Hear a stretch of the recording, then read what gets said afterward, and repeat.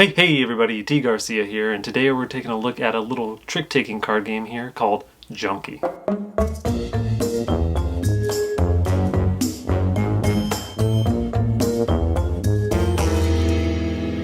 Junkie is like many other trick-taking card games, but this one, again, like most do, have a twist where you want to get the most points, but you don't want to go over a certain threshold because whoever does loses the game. So you want to have the most, but don't go too far. So let's go to the table here, I'll show you a little bit of a demo, and then I'll see you on the other side for some final thoughts. Here we have a game of Junkie set up for the only 3 players. So as you can see, the deck makeup is right here, so it's 1 to 24, and the different suits are either milk, chocolate, or white chocolate. And so in the game, each player, because it's only 3, is going to get dealt 8 cards, and the start player for the first round is going to be whoever lasts 8 chocolate. They're going to just play a card, so maybe they play this 9 here, and it goes clockwise. So the next player, they don't have to follow suit, so they don't have to play one of the milk chocolates. They play whatever they want. Maybe they play the 4 white chocolate.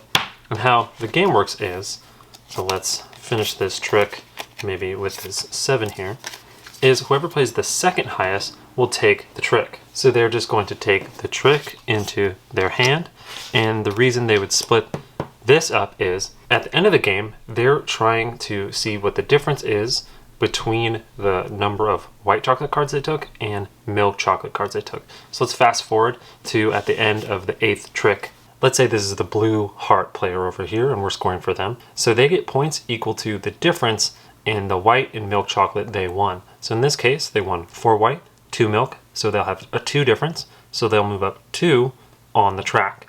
So what players are trying to do is they're trying to be the highest when someone goes over.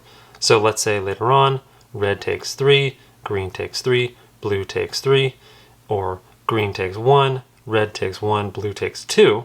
The game would end once at the end of a round someone exceeds this track here. Then you see whoever has the most and that person wins. The theme is they're eating chocolates and this person died of eating too much chocolates, whereas the person over here ate just as much chocolate as they could without dying. So if both players are out, you just look at the remaining survivors. So green would have won.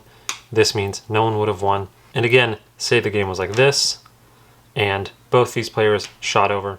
This player could have won without getting any points. It's just the people surviving who are at the most. So again, if red threw maybe even like a couple hands, it was super off, and they shut off, blue would win because they are the most of the remaining survivors. That's pretty much the game. I forgot to say in second hands, it's whoever's highest would lead instead of whoever most recent ate chocolate. But yeah, you just play 8 card hands until someone goes over or multiple people go over, and then whoever has the most wins. So let's go do final thoughts. I tend to be a fan of trick-taking games, and I especially like them when they stick to a core kind of feeling of trick-taking without getting too esoteric or far away from what trick-taking is at its roots. And I think Junkie does that for the most part. And let's dive in here using the target audience system. So starting with the theme here, the theme of trying to eat as much balanced chocolate and not die doesn't really work here. I know a lot of trick-taking games don't really have too strong of a theme, and the theme kind of washes a little bit away. I know the cards keep it at the forefront with these white and dark or milk chocolate as evident on all the cards you play, and the balance there fits. I don't know if eating too much chocolate and then dying is quite the theme that brings people in. I wouldn't give it a positive or a negative. It's kind of helpful for the teach, but not really too strong. Up next is the aesthetics, and the game is mostly pretty good. I'd say I'd give it a plus here. They have really nice card quality, and I do like the longer cards. It's tough that the numbers aren't on the indices, so you really have to splay your cards, but you get at most 8 cards dealt, so it's not too big of an issue. Again, the card quality is nice, and the design, the graphic design between white and milk chocolate is clear. The score track is nice and a little bit funny. The stupid at the top with a question mark is a funny touch, and also it has both sides depending on what you like, which is interesting, with also the very helpful card makeup. And the final clever touch for the aesthetics is just this brown cube that's used to keep track of your points as you go up is, painted to look like a little bit of chocolate, which is a nice clever touch. Next up, we have replayability, and it's kind of middle of the road here. Unlike other trick takers where you cut some out, this is perfect information. It isn't too bad. It's 3 players, so the perfect information works, and it kind of has to work at this type of game. It just, in terms of playing it over and over, the hands do feel pretty similar. You can play a game of this and, like other trick taking games, just get into the flow and chat and kind of rib each other as we eat more and more chocolate, but the variability isn't quite there, which isn't a bad thing, but it does feel a little bit repetitive if you play this often. Moving on to game arc, I think this game has a lovely arc to it as players get closer and closer to the top of the stupid, are you stupid, busting level. The tension gets more and more. What's awesome is that technically almost every player could win on any hand, because anyone who's back really far behind could either push the people who are winning over that mark and then they could win, or they could themselves try to take the most, because the other people, as they get closer to the top, start sloughing more and they try to start losing more and not wanting to take too many points in the chocolate. So the game has a nice rising tension where it builds and builds and builds until it pops. So I definitely would say this handles, maybe unlike other trick takers, this handles the end game fantastically, because sometimes it could be a blowout in other trick takers. This one always ends with a bang. Ease of play, this is really smooth. You really have a smaller hand, 8 cards, and what you play makes sense, and how you take the tricks makes sense. Since there's only 3 players, it's a quick hand, and there's no real confusion players had with the second wins. The fact that you can play any card is just smooth. There's really no impediments in this game. It's a very fluid experience. And lastly, tactics, luck, strategy.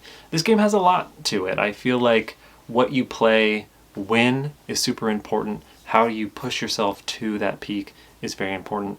What's fun is slowly discovering how people play and seeing if this person is someone who likes to slough a lot and push the other players to the limit, or if you're playing with someone who wants to get as much as they can and then slough, or maybe someone who's a little slow and steady where they take a few points here or there. You can kind of learn how people play as you play, and it's fun to have a game where it's so simple that it has so few levers to pull that the play styles come out really quick, and you can start to read the players, or think you're reading the players, much sooner than other card games with maybe a little bit more going on or a little bit more trappings going on. In conclusion, I'd say Junkie makes a simple, low rule, but high player interaction and depth to it that is surprising.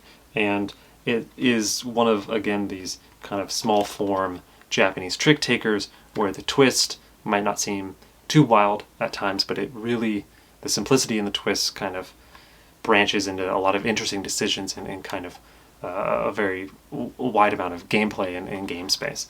So I probably give this a 7 out of 10. Definitely recommend it. And that's going to be it for me. I'm T. Garcia, and I'll see you on the next one.